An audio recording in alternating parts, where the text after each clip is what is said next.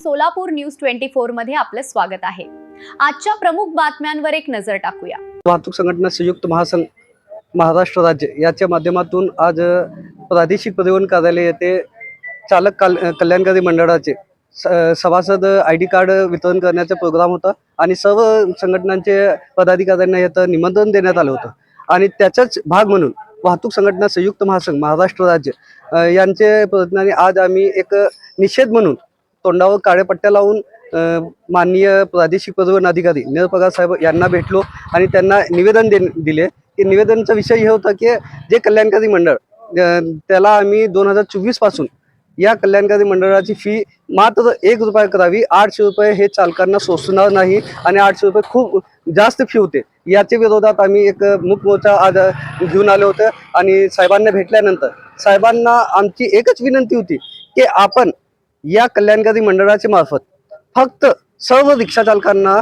वार्षिक एक गणवेश किमान एक गणवेश तरी तुम्ही कल्याणकारी मंडळाच्या माध्यमातून देण्यात यावे। जर तुम्ही एवढा गणवेशही देऊ शकत नाही तर मग कल्याणकारी मंडळाचा फायदा काय, असं प्रश्न आम्ही साहेबांना विचारले आणि याची नोंद ही साहेबांनी घेऊन घेतलेली आहे। पुढे ते परिवहन कार्यालयापर्यंत पाठवणार आहे।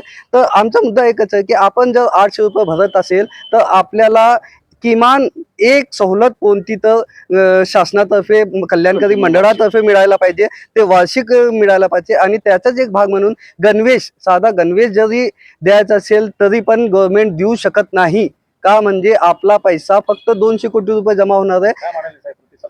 साहेबांनी सांगितले पुढे आम्ही याची दखल घेऊन पुढे मंत्री साहेबांना पाठवू आणि याचं हे करू म्हणून, आणि चांगला प्रतिसाद मिळाला। आमची मागणी जी होती एक ठोस प्रकारे मागणी आहे, चालकांच्या भविष्यासाठी, चालकांच्या उन्नतीसाठी, चालकांचा फायदा होण्यासाठी आम्ही हे रस्त्यावर उतरलेले। फक्त कल्याणकारीचं गाजर बघून आपण जर हे सभासद होत असेल तर आपल्याला येणाऱ्या भविष्यात याचं नुकसान होणार आहे। आपले 800 रुपये कष्टाचे 800 रुपये ते 800 रुपये वाया जाऊ नये यासाठी आम्ही प्रयत्न 2 वर्षापासून करत आहे आणि महासंघाला यश मिळालेलं आहे।